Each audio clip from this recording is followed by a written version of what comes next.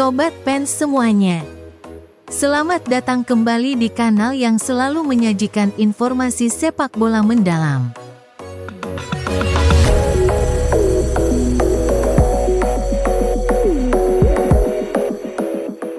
Gerald Van den Boeck kaget, Jens Raven dan Hoki Caraka tumpul lawan Laos.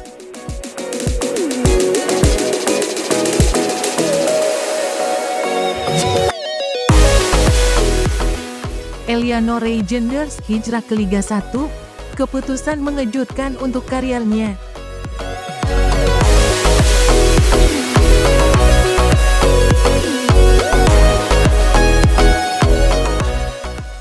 Wah, kalian udah pada tahu kabar terbaru dari Timnas U23 belum?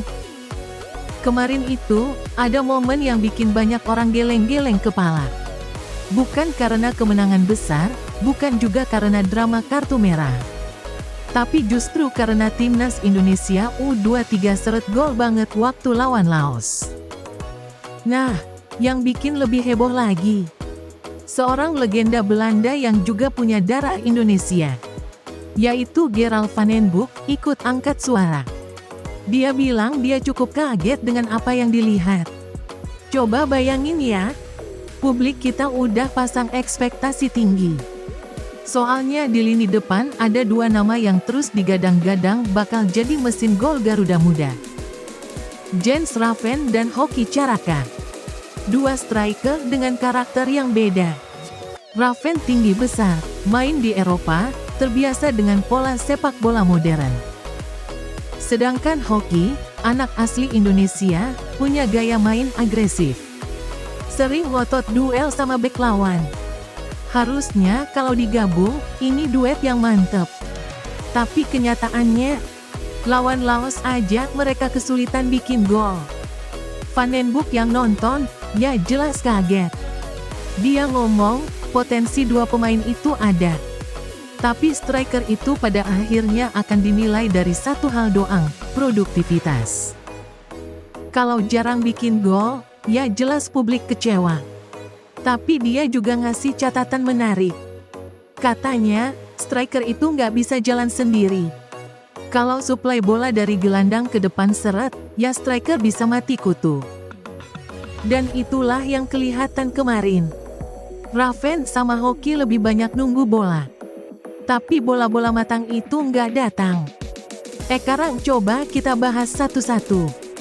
Mulai dari Jens Raven. Raven ini kan jadi sorotan karena dia pemain muda yang ditempa di Belanda. Postur oke, fisik kuat, udah terbiasa ketemu bek-bek Eropa yang keras. Waktu dipanggil ke Timnas U23, banyak yang langsung punya harapan tinggi. Wah, ini dia calon striker masa depan Garuda, begitu kira-kira. Tapi di lapangan, lawan Laos, Raven terlihat kayak hilang arah. Dia sering banget terisolasi di depan. Lari-larinya nggak dapat bola. Dan waktu bola datang pun, entah crossingnya nggak akurat, entah dia kalah duel udara. Publik jadi bingung. Ini beneran striker yang kita tunggu-tunggu? Atau masih butuh waktu adaptasi? Lalu ada Hoki Caraka. Nah, Hoki ini kan udah lama jadi bagian timnas muda. Gaya mainnya beda sama Raven.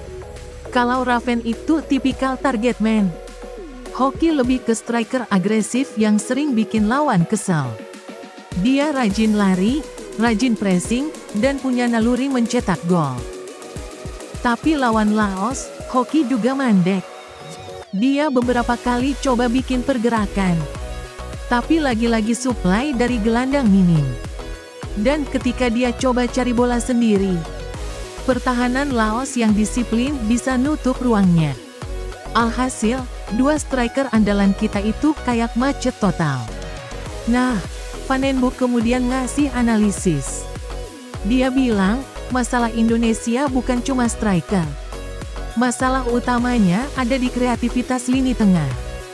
Kalau gelandang nggak bisa kasih bola matang, striker sehebat apapun bakal seret gol. Analogi gampangnya gini, striker itu kayak ujung tombak. Kalau nggak ada yang melempar tombaknya, ya dia nggak bisa nusuk siapa-siapa. Dan kemarin, Raven sama Hoki seperti dikasih tombak. Tapi musuhnya terlalu jauh. Dan nggak ada yang bantu ngedorong. Tapi Vandenboek juga bilang, kita jangan buru-buru ngejudge dua pemain ini. Mereka masih muda. Masih banyak waktu buat berkembang. Kalau dapat arahan tepat, Raven bisa jadi target man berbahaya. Dan Hoki bisa jadi finisher yang ditakuti di Asia Tenggara. Cuma ya itu tadi, pemain muda butuh jam terbang, butuh kepercayaan, dan butuh support tim yang sesuai. Sekarang coba kita lihat dari sisi lain. Kenapa hasil lawan Laos ini bikin publik heboh banget? Pertama, karena ekspektasi kita terlalu tinggi. Laos itu di atas kertas memang lawan yang harusnya bisa dikalahkan. Bahkan sebagian fans berharap Indonesia bisa pesta gol. Kedua, karena publik udah terlanjur penasaran sama Raven. Dia datang dari Belanda, bawa label pemain Great Eropa. Jadi wajar kalau fans berekspektasi dia bakal langsung gacor. Ketiga, Hoki itu udah sering jadi sorotan di timnas muda. Namanya udah dikenal, apalagi dia punya karakter keras di lapangan. Jadi begitu dia nggak cetak gol, wajar kalau banyak yang kecewa. Tapi coba bayangin kalau hasil ini dijadikan pelajaran. Mungkin justru ada sisi positifnya. Karena dari sini, pelatih bisa tahu. Oh, ternyata Raven butuh lebih banyak support dari sayap. Atau Hoki butuh partner yang lebih fleksibel. Dan fans juga bisa lebih realistis. Nggak semua pemain muda langsung bisa jadi mesin gol. Butuh waktu, butuh proses, butuh pembentukan karakter. Vandenboek sendiri sebenarnya nggak menutup mata. Dia mengakui kalau Raven dan Hoki itu punya potensi luar biasa. Cuma ya tadi, potensi itu belum keluar sepenuhnya. Dia bilang, striker memang kerjaannya cetak gol. Tapi kalau tim nggak mendukung, ya jangan heran kalau striker mandul. Dan ini harusnya jadi bahan evaluasi serius. Bukan cuma buat Raven sama Hoki, tapi buat seluruh timnas U23. Sekarang pertanyaannya, apakah kejadian lawan Laos ini cuma kebetulan? Atau justru sinyal bahaya buat Garuda Muda? Kalau cuma kebetulan, ya okelah, tinggal bangkit di laga berikutnya. Tapi kalau ini tanda ada masalah lebih dalam, maka harus segera dibenahi. Karena kalau tidak, bisa jadi kita kesulitan bukan cuma lawan Laos, tapi juga lawan tim-tim yang lebih kuat di Asia. Jadi gimana menurut kalian? Apakah wajar Gerald Vandenboek sampai kaget lihat Raven dan Hoki tumpul lawan Laos? Atau justru ini proses biasa buat pemain muda yang lagi cari jati diri? Yang jelas, publik sepak bola Indonesia pasti masih menunggu. Apakah di laga berikutnya Raven dan Hoki bisa bangkit? Atau kita harus cari solusi lain di lini depan? Waktu yang akan jawab. Tapi satu hal pasti, Garuda Muda nggak boleh berhenti berproses. Karena untuk jadi tim besar, kita harus bisa belajar bahkan dari hasil paling mengejutkan sekalipun.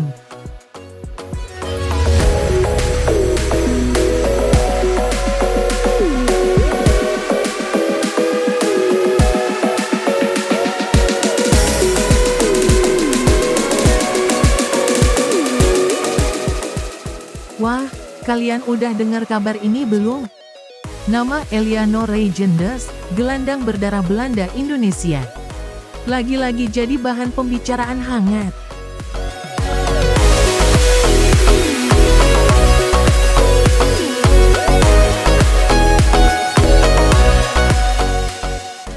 Banyak yang kaget, bahkan nggak percaya, ketika muncul rumor bahwa ia bakal hijrah ke Liga 1. Kompetisi kasta tertinggi di Indonesia. Karirnya yang naik turun di Eropa seakan menemukan persimpangan baru di tanah kelahirannya sang ayah. Kalau kita mundur sedikit ke belakang, perjalanan Eliano di dunia sepak bola sebenarnya cukup unik. Dia lahir dan besar di Belanda, terbentuk dalam kultur sepak bola Eropa yang keras disiplin dan penuh persaingan. Sejak muda, Eliano sudah terbiasa bersaing di akademi yang levelnya tinggi banget. Tapi, kayak banyak pemain lain, nggak semuanya berjalan mulus. Di klub, terutama saat memperkuat tim di Eredivisie, Eliano sering kesulitan dapat menit bermain reguler. Kadang dimainkan, kadang enggak. Kadang jadi andalan, kadang malah terpinggirkan.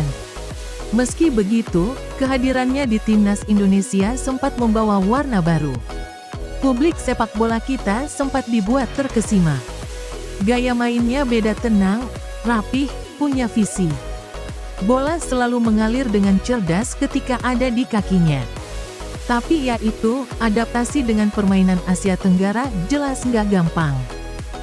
Intensitas, iklim, sampai gaya bermain lawan-lawan di AFF Cup misalnya. Itu benar-benar berbeda dibanding Belanda. Kadang terlihat cocok, kadang juga malah bingung sendiri di lapangan. Nah, di titik inilah muncul pertanyaan besar. Apakah Liga 1 bisa jadi tempat terbaik untuk Eliano? Di satu sisi, banyak yang bilang, kualitas Liga 1 masih jauh dari Eropa. Tapi di sisi lain, Liga 1 sekarang lagi berkembang pesat. Atmosfer stadionnya luar biasa, penontonnya fanatik, dan sorotannya sangat besar. Bayangin aja, Eliano main di stadion penuh. Dengan puluhan ribu supporter yang gak berhenti bernyanyi. Itu pengalaman yang bahkan di Eropa pun belum tentu dia dapatkan. Bukan cuma itu. Kalau Eliano beneran hijrah ke Liga 1, dia punya kesempatan emas buat jadi bintang. Bukan sekadar pemain pelengkap kayak di Belanda, tapi benar-benar jadi motor permainan. Panggungnya lebih besar, sorotannya lebih tajam, dan itu bisa jadi titik balik karirnya. Karena apa? Karena timnas Indonesia jelas butuh pemain yang terbiasa main di sini. Bermain di hadapan publik sendiri, dengan ritme sepak bola Indonesia.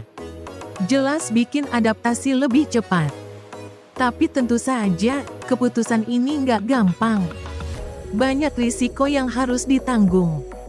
Mulai dari kualitas kompetisi yang sering diragukan, jadwal yang kadang nggak konsisten. Sampai adaptasi dengan cuaca tropis yang bisa menguras fisik. Belum lagi, ekspektasi dari fans. Kita tahu, supporter Indonesia itu luar biasa besar. Sekali main bagus, langsung dielu-elukan. Sekali main jelek, kritiknya bisa deras banget. Eliano harus benar-benar siap mental kalau memang memutuskan pindah. Karena Liga 1 itu unik. Kadang rumput stadion gak sempurna, kadang jadwal bisa berubah tiba-tiba. Kadang tekanan dari luar lapangan justru lebih besar dari dalam. Tapi, disitulah letak tantangannya. Kalau dia bisa melewati itu semua, bisa dibilang Eliano akan jadi pemain yang jauh lebih matang. Kita bisa ambil contoh beberapa pemain asing dan naturalisasi yang justru menemukan kembali performa terbaiknya di Liga 1. Ada yang karirnya nyaris redup, tapi setelah main di Indonesia, mereka kembali dikenal publik luas. Bahkan jadi idola baru. Nah, Eliano punya peluang yang sama. Dengan pengalaman di Eropa, ia bisa jadi pembeda. Bukan cuma untuk klubnya, tapi juga untuk timnas. Jadi, langkah hijrah ke Liga 1 ini, apakah keputusan mengejutkan? Iya, jelas mengejutkan. Tapi apakah ini keputusan yang salah? Belum tentu. Bisa jadi justru ini langkah paling tepat dalam hidupnya. Pasang surut karir Eliano Reijnders selama ini seakan membawa dia ke persimpangan.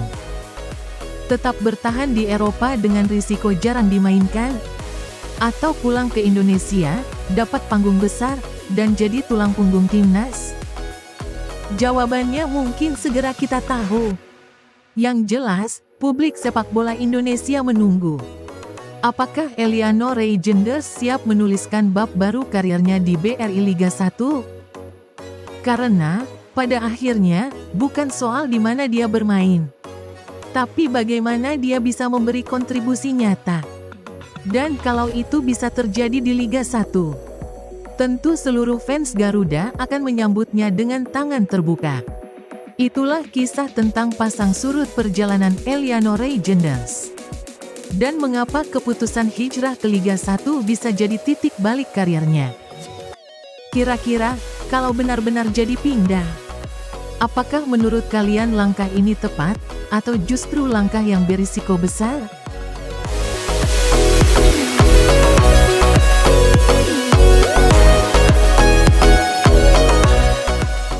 Bagikan prediksi dan pendapat Anda di kolom komentar di bawah. Jangan lupa like, share, dan subscribe untuk mendapatkan analisis sepak bola menarik lainnya. Sampai jumpa di video berikutnya.